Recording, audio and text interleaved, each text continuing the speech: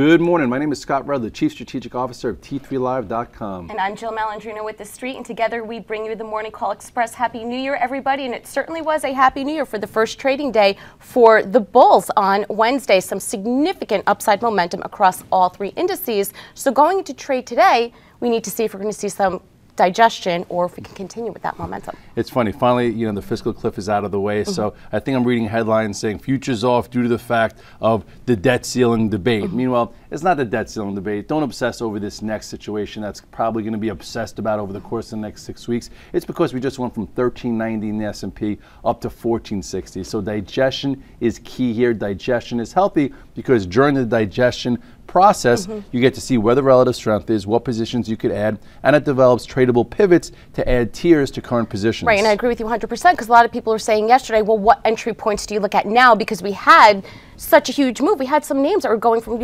88 to 93, like we'll see in one of the stocks we'll take a look at later. But on the daily and even a longer term chart, where are you getting your pivot points from? Well, first thing, if we look at the daily chart of the spiders, you'll see a big gap there, which there are a lot of big gaps from yesterday's open. So here is your gauge. First of all, Monday you had a nice engulfing day, which gave you some clues to be long that they were going to give the market a pass on the fiscal cliff, and then you had a huge gap up yesterday. So here you go, write down this number right here, 144.73. The longer we stay above 144.73 and protect this gap, the more pent-up momentum we're going to have. So this is when you accumulate some stocks if you're not in it. Then after a little bit of time, we start getting above yesterday's high, which was 146.15. Then you have the September highs of 148.11. And if you take a look at the monthly chart like you asked, Jill, you take a look here, you will see we have now been in what has been almost a 13-year consolidation. Consolidating a lot of bad news out of Europe, bad news across the board, the tech bubble, financial crisis, you name it. But PS, we're less than 10% away from this double top. And the double top here is right around 157.52. So in my opinion, you have a really nice uptrend in place that we're trending and following the 8-day moving average. I think it's only a matter of time. If it's not this year, it could be in the next year or so that I think we take out 1575 in the S&P cash and we get to about 1700. Moving along to the sector spotlight, we're going to check the temperature of some of the major ones that comprise the Dow. We're going to look for some outperformers, that being the XLI, which is the industrial ETF, and DuPont.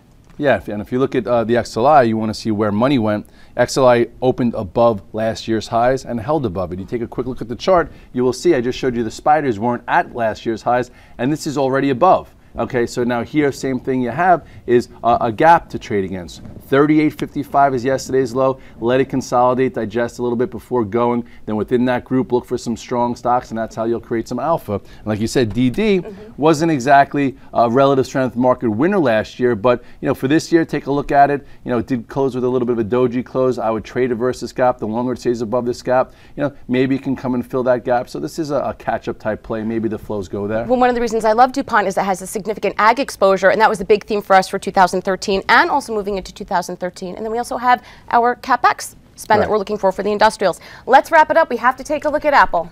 Yes.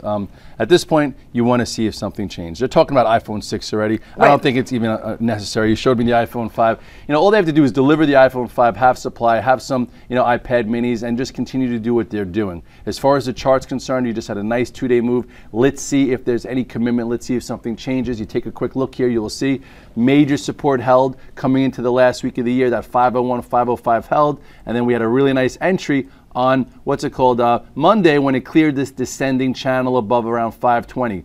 Yesterday we didn't close on the highs because we came into this real, much bigger trend line and that 555 resistance. So it was a good spot to sell some but hold some. So I would say for Apple to be constructive, for it to change its character, it must hold above 541.63.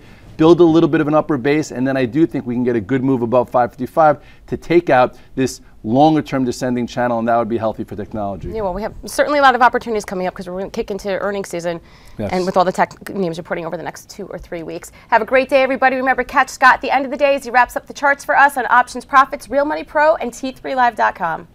Hi, I'm Sean Hendelman of T3 Live, where we train, coach, and mentor traders in order to help you put your money to work with confidence. The T3 Live approach is a blueprint for you to recognize, adapt, and ultimately take advantage of different market conditions. To begin your training with T3 Live, we would like to offer you the opportunity to enroll in our free 30-day online home study course. Fill in your name and email address and I'll see you on the other side.